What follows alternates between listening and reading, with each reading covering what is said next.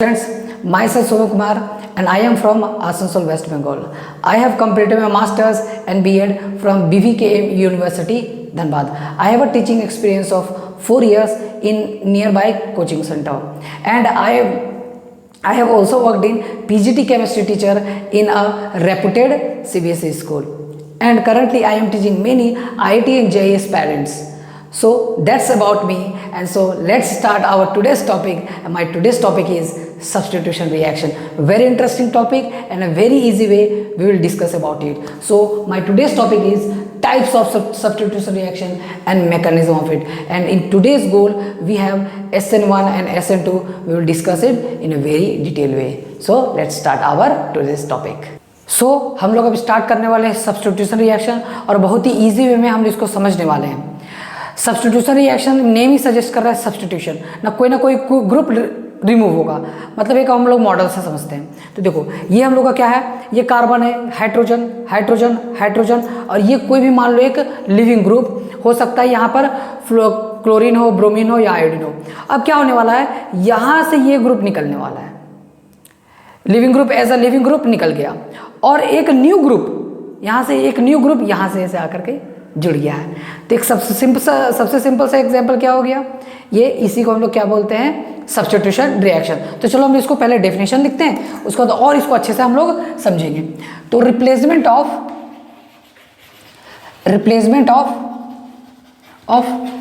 Atom और group of atom, replacement of atom और group of atom by another atom और group of atom, इसी को हम लोग सब्स्टिट्यूशन रिएक्शन बोलते हैं. एक हम लोग एग्जांपल से समझते हैं. सपोज हम लोग के पास कोई RX है, ठीक है, और कोई Y से ये अटैक हो रहा है. तो ये होता है सबस्ट्रेट और ये होता है अटैकिंग रिएजेंट. अब होगा क्या, यहाँ पे यहाँ से ये ग्रुप आएगा और ये X ग्रुप यहाँ से लीव हो जाएगा as a best leaving group. तो यहाँ पे क्या होने वाला है, यहाँ पे RY प्लस X पे नेगेटिव. अब हम लोग, ये तो सब्स्टिट्यूशन रिएक्शन है. अब ये Y जो ये अटैकिंग रिएजेंट है, ये जो अटैकिंग रिएजेंट है, इस पर डिपेंड करेगा कि रिएक्शन किस तरह से टाइप से हम लोग डिवाइड करते हैं. तो टाइप्स ऑफ रिएक्शन ये रिएजेंट पे डिपेंड करेगा. तो यहाँ पे 3 तरह के हो सकते हैं. अगर अटैकिंग रिएजेंट न्यूक्लियोफाइल हो तो इसको बोलेंगे न्यूक्लियोफिलिक सब्स्टिट्यूशन रिएक्शन. अगर अटैकिंग रिएजेंट इलेक्ट्रोफाइल हो उसको बोलेंगे इलेक्ट्रोफिलिक सब्स्टिट्यूशन रिएक्शन. अगर अटैकिंग रिएजेंट फ्री रेडिकल हो उसको बोलेंगे फ्री रेडिकल सब्स्टिट्यूशन रिएक्शन. तो आप लोगों को क्वेश्चन अराइज हो रहा होगा कि न्यूक्लियोफाइल क्या होते हैं और इलेक्ट्रोफाइल क्या होते हैं. तो चलो उसको भी डिस्कस करते हैं. तो न्यूक्लियोफाइल क्या होते हैं, जो इलेक्ट्रॉन रिच हो, इलेक्ट्रॉन रिच स्पीसीज को क्या बोलते हैं, क्योंकि नेम ही सजेस्ट कर रहा है न्यूक्लियोफाइल, न्यूक्लियस का लवर को हम लोग क्या बोलते हैं, न्यूक्लियोफाइल बोलते हैं. तो वो क्या होगा, न्यूक्लियस क्या होता है, पॉजिटिव चार्ज. तो कहीं ना कहीं ये क्या होगा, अटैक करेगा पॉजिटिव स्पीसीज पे. जहाँ पे इलेक्ट्रॉन डिफिशिएंट हो वहाँ पे वो अटैक करेगा. अब क्या होने वाला है, और इसका एग्जाम्पल क्या हो सकते हैं, Cn- हो सकते हैं, OH- हो सकते हैं, Cl- हो सकते हैं. वाटर एज अ न्यूक्लियोफाइल जैसा बिहेव कर सकता है. अब यहाँ पे है इलेक्ट्रोफाइल. तो इलेक्ट्रोफाइल क्या होते हैं, electron deficient species. Electron deficient species को हम लोग क्या बोलते हैं, इलेक्ट्रोफाइल बोलते हैं. तो क्या होगा, इसका नेम ही सजेस्ट कर इलेक्ट्रोफाइल, मतलब इलेक्ट्रॉन का लवर. मतलब कहीं पे अगर इसको नेगेटिव चार्ज दिखे तो वहाँ पे वो अटैक कर देगा, क्योंकि ये इलेक्ट्रॉन डिफिशिएंट है. तो कभी इलेक्ट्रॉन रिच सिस्टम दिखेगा तो वहाँ पर वो अटैक कर सकता है, तो वहाँ पे रिएक्शन कर सकता है. तो हम लोग ये तो पूरा सीख लिए. अब हम लोग क्या बात करने वाले हैं, न्यूक्लियोफिलिक सब्स्टिट्यूशन रिएक्शन के टाइप्स के बारे में, और उसको हम लोग पूरा डिटेल में सीखने वाले हैं. न्यूक्लियोफिलिक सब्स्टिट्यूशन रिएक्शन के टाइप्स SN1 एंड SN2. हम लोग क्या करने वाले हैं, यहाँ पर इसका पूरा नाम क्या है, न्यूक्लियोफिलिक सब्स्टिट्यूशन यूनिमोलिकुलर. इसका नाम क्या है, न्यूक्लियोफिलिक सब्स्टिट्यूशन बाइमोलिकुलर रिएक्शन. अब हम लोग किसका डिस्कस करने वाले हैं, SN1 और SN2 पे हम लोग क्या करेंगे, पहले रिएक्शन देखेंगे, उसका मैकेनिज्म करने वाले हैं. तो यहाँ पे देखो बच्चों कि यहाँ पे SN1 हम लोग, सबसे पहले SN2 के बारे में हम लोग को नहीं पढ़ना है. SN1 देखो, सबसे पहले क्या करेंगे, एक एग्जाम्पल से समझते हैं. CH3 मैथिल और यहाँ पे है Cl. अब क्या होगा, ये वाटर एज अ न्यूक्लियोफाइल काम करेगा. तो यहाँ पे Cl एक अच्छा ग्रुप है ही, तो यहाँ से ये Cl हट जाएगा और यहाँ पे OH. तो ओवरऑल हुआ क्या, यहाँ पे ओवरऑल क्या हुआ, यहाँ से Cl हट गया है, यहाँ OH आ गया है. तो ये SN1 रिएक्शन है. लेकिन ये SN1 क्यों है, इसके बारे में हम लोग डिस्कस करेंगे. तो हम लोग को सबसे पहले इसके बारे में क्या जानना पड़ेगा, मैकेनिज्म। तो मैकेनिज्म नंबर 1 में स्टेप 1 क्या है, स्टेप 1 क्या है, formation of carbocation, very important, formation of carbocation. अब क्या हुआ देखिए, ये मिथाइल, ये मेथिल और यहाँ पे Cl। अब सबसे पहले क्या होगा, ये जो Cl है यहाँ से लिविंग ग्रुप की तरह बाहर निकलेगा, क्या होगा, लिविंग ग्रुप की तरह बाहर पहले निकले वाला है। तो यहाँ पे जो प्रोडक्ट बनेगा वो क्या होने वाला है, यहाँ पे जो इंटरमीडिएट बनेगा वो होगा कार्बोकेटाइन। वो क्या होने वाला है, वो होगा कार्बोकेटाइन, जो कि प्लेनर होते हैं और sp2 हाइब्रिडाइज्ड होते हैं। अब यहाँ पे क्या होगा, तो ये होगी स्टेप नंबर 1 और यहाँ पे Cl माइनस। तो ये स्टेप 1 की फॉर्मेशन ऑफ कार्बोकेटाइन। और फॉर्मेशन ऑफ कार्बोकेटाइन अगर पॉसिबल है रीअरेंजमेंट का तो अरेंजमेंट कर सकता है। और स्टेप नंबर 2 क्या होने वाला है, step number 2 attack of nucleophile, very important, attack of nucleophile. तो न्यूक्लियोफाइल अटैक करेगा और न्यूक्लियोफाइल यहाँ पे क्या दिया हुआ है, वाटर दिया हुआ है, यस। तो यहाँ पे क्या होने वाला है, यहाँ पे बना होगा CH3 पॉजिटिव यहाँ पे है, और यहाँ पे अगर water as a nucleophile behave करेगा और यहाँ पे क्या होने वाला है, CH3 और यहाँ पे OH लग जाएगा, यहाँ पे OH लग जाएगा। अगर इंपॉर्टेंट बात, ये प्लेनर होते हैं तो ये पी ऑर्बिटल्स वैकेंट होते हैं, ये प्लेन होते हैं, इसका पी ऑर्बिटल्स क्या होते हैं, वैकेंट। तो ये इधर से भी अटैक कर सकता है और इधर से भी अटैक कर सकता है। तो यहाँ पे जो अगर यहाँ पे कायरल सेंटर बन गया तो ये रेसमिक मिक्सचर बना सकता है, रेसमिक मिक्सचर। तो यहाँ पे रेसमिक मिक्सचर भी बनाए जा सकते हैं अगर कायरल मॉलिक्यूल यहाँ पे हो गया तो, यस। अब देखो ये 2 स्टेप में कोई ना कोई एक स्टेप क्या है, स्लोएस्ट स्टेप है। और स्लोएस्ट स्टेप कौन सा है, स्लोएस्ट स्टेप कौन सा है, ये वाला, फॉर्मेशन ऑफ कार्बोकेटाइन।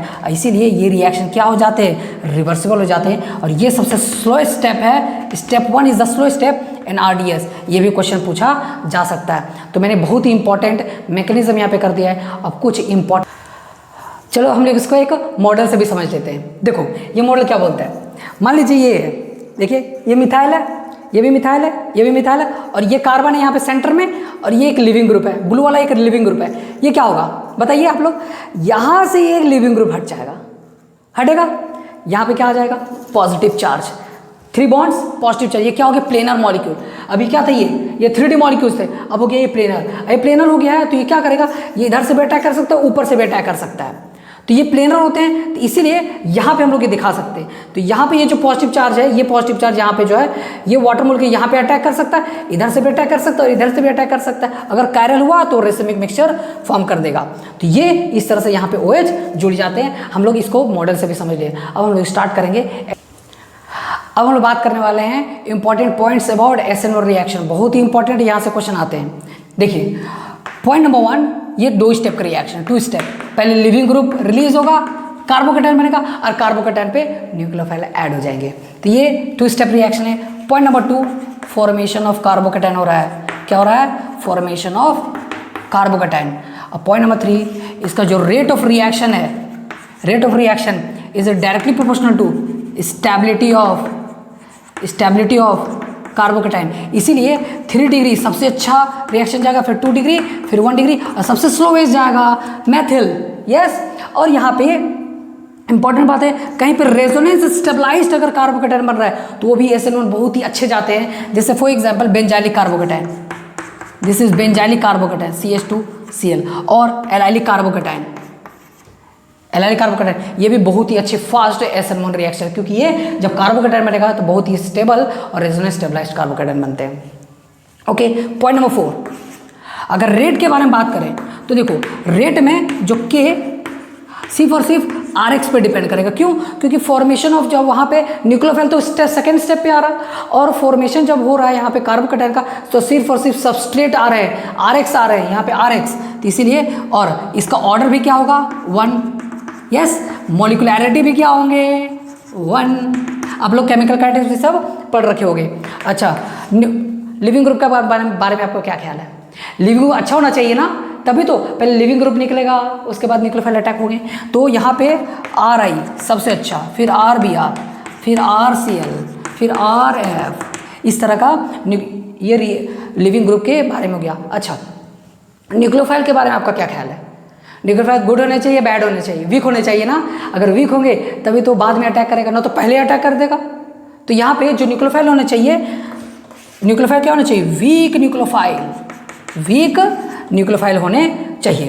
तो इसीलिए अब पॉइंट नंबर 7 यहाँ पे इंपॉर्टेंट बात क्या आ जाता है, अगर न्यूक्लियोफाइल ही, अगर सॉल्वेंट ही न्यूक्लियोफाइल जैसा बिहेव करने लगे तो उसको रिएक्शन को हम लोग सॉल्वेलिसिस बोलते हैं।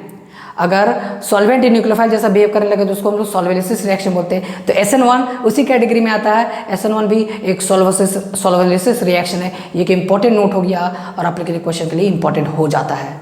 यस, आई होप आप लोगों को क्लियर हो गया होगा। अब हम लोग स्टार्ट करते हैं SN2 मैकेनिज्म के साथ। मैकेनिज्म के साथ पहले देखते हैं इसका रिएक्शन लिखते हैं। रिएक्शन क्या है देखिए, CH3Cl, यस, और यहाँ पे होगा OH माइनस।